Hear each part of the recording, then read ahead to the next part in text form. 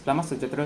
Nama saya Wong Bulong, nombor Matric 288962. Sekarang saya akan membentangkan kajian saya yang bertajuk Faktor yang mempengaruhi corak perbelanjaan pelajar di INASIS Bank Rakyat, Universiti Utara Malaysia.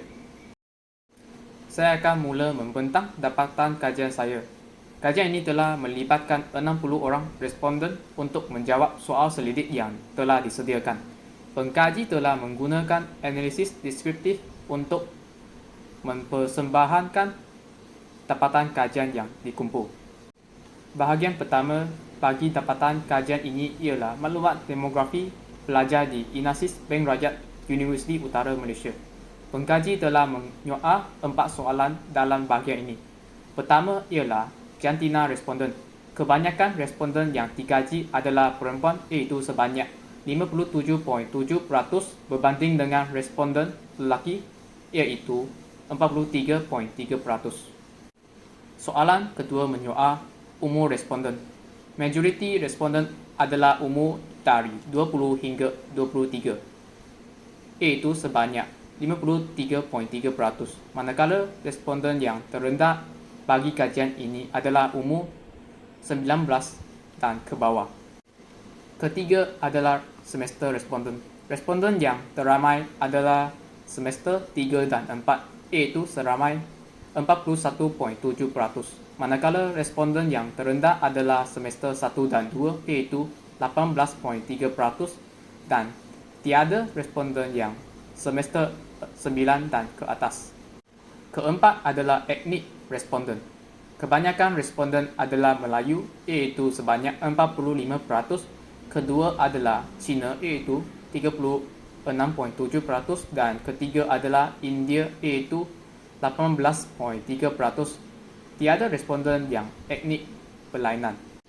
Bahagian kedua dapatan kajian ini adalah mengkaji dapatan bulanan pelajar di INASIS Bank Rakyat Universiti Utara Malaysia. Terdapat 4 pernyataan dalam bahagian ini. Yang pertama ialah menyoal allowance bulanan responden. Majoriti allowance bulanan responden adalah RM200 dan ke bawah, iaitu sebanyak 35%. Manakala yang terendah adalah RM800 dan ke atas, iaitu 5% sahaja.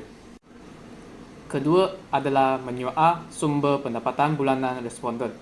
Majoriti sumber pendapatan bulanan responden adalah daripada pinjaman, iaitu sebanyak 86.7%. Kedua adalah tabungan peribadi, iaitu 76%. Ketiga adalah ibu bapa, iaitu 45%. Manakala sumber pendapatan bulanan yang terendah adalah lain-lain, iaitu 5% sahaja. Ketiga adalah menyoal adakah pendapatan memenuhi perbelanjaan sebulan responden. Majoriti dapatan responden adalah memenuhi perbelanjaan sebulan, iaitu 65%, berbanding dengan yang tidak memenuhi perbelanjaan, iaitu 35%. Keempat adalah menyoal responden pendapatan sebulan yang dianggap mencukupi bagi seseorang pelajar universiti. Majoriti responden yang anggap pendapatan di antara RM600 hingga RM800 adalah mencukupi bagi seseorang pelajar, iaitu seramai 41.7%. Manakala yang terendah adalah pendapatan di antara RM200 hingga RM400. Dan tiada responden yang anggap pendapatan RM200 dan ke bawah adalah mencukupi bagi seseorang pelajar universiti. Bahagian ketiga adalah mengkaji corak perbelanjaan pelajar di INASIS Bank Rakyat Universiti Utara Malaysia. Terdapat 15 soalan telah ditanya dalam bahagian ini. Yang pertama adalah kegunaan wang untuk membeli peralatan perbelanjaan. Responden yang tertinggi bagi kenyataan tersebut adalah sangat setuju, iaitu 51.7%. Manakala terendah adalah tidak setuju, iaitu 3.3%. Dan tiada responden yang sangat tidak setuju dengan kenyataan tersebut. Kedua adalah kegunaan wang untuk bayaran yuran kelas tambahan. Majoriti responden adalah tidak pasti dengan kenyataan ini, iaitu 35%. Manakala yang terendah adalah sangat tidak setuju dengan kenyataan ini, iaitu 3.3%.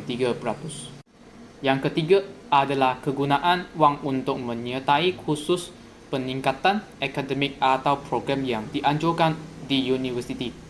peratusan yang tertinggi bagi kenyataan ini adalah tidak pasti, iaitu 36.7%. Manakala peratusan yang terendah bagi kenyataan ini adalah sangat tidak setuju, iaitu 3.3%. Keempat adalah menyoal kegunaan wang untuk membuat salinan nota dan latihan yang diberi oleh pensyarah.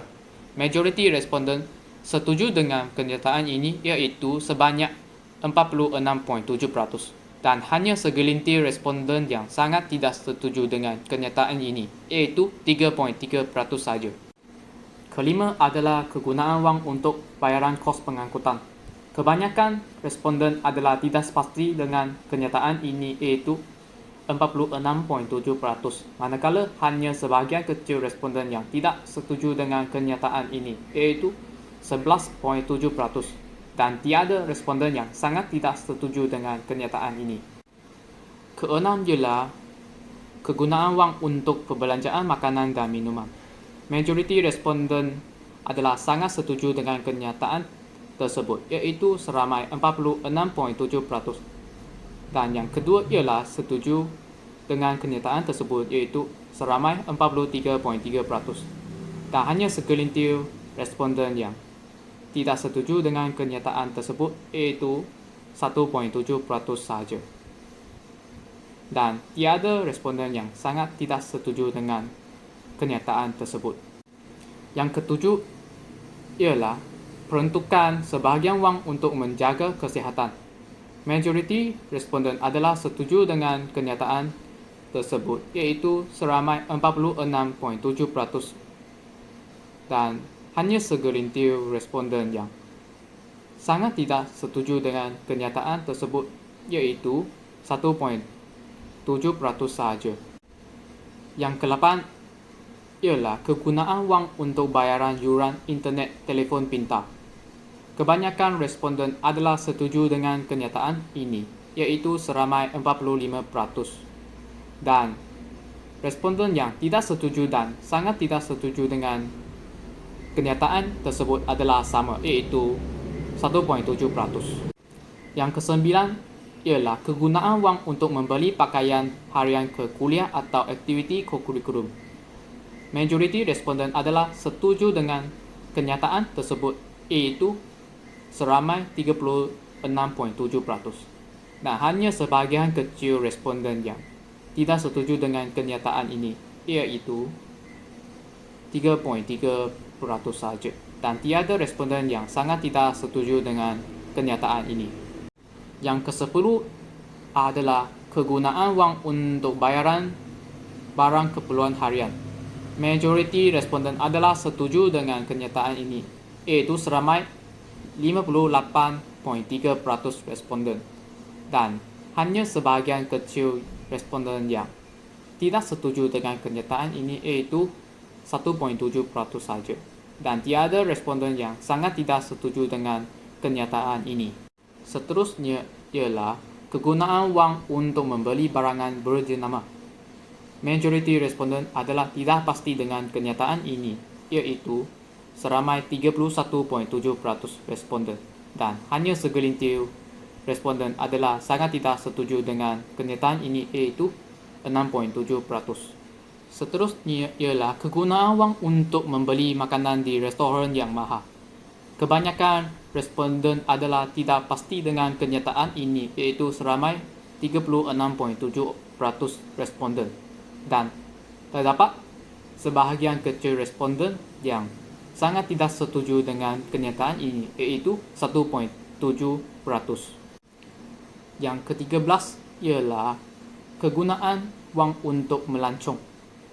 Kebanyakan responden adalah setuju dengan kenyataan ini, iaitu seramai 35% responden, manakala hanya sebahagian kecil responden yang sangat tidak setuju dengan kenyataan ini, iaitu 8.3% responden sahaja. Seterusnya ialah kegunaan wang untuk tujuan hiburan. Majoriti responden adalah setuju dengan kenyataan ini, iaitu seramai 38.3% responden, manakala hanya sebahagian kecil responden yang sangat tidak setuju dengan kenyataan ini, iaitu 3.3% responden. Seterusnya ialah kegunaan untuk membeli produk elektrik. Majoriti responden adalah setuju dengan kenyataan ini, iaitu 38.3% responden, manakala hanya segelintir kecil responden yang sangat tidak setuju dengan kenyataan ini, iaitu 5% responden sahaja. Seterusnya akan membentang penemuan kajian ini. Selepas menganalisis maklumat demografi pelajar di Inasis Bank Rakyat Universiti Utara Malaysia, pengkaji mendapati bahawa allowance tertinggi bagi responden yang telah dikaji ialah RM200 dan ke bawah, manakala yang terendah ialah RM800 dan ke atas. Selain itu, sumber pendapatan bulanan responden yang tertinggi adalah pinjaman, iaitu 86.7%, dan sumber pendapatan bulanan responden yang terendah adalah sumber lain, iaitu 5% sahaja. Majoriti pendapatan responden adalah memenuhi perbelanjaan sebulan, iaitu sebanyak 65% responden.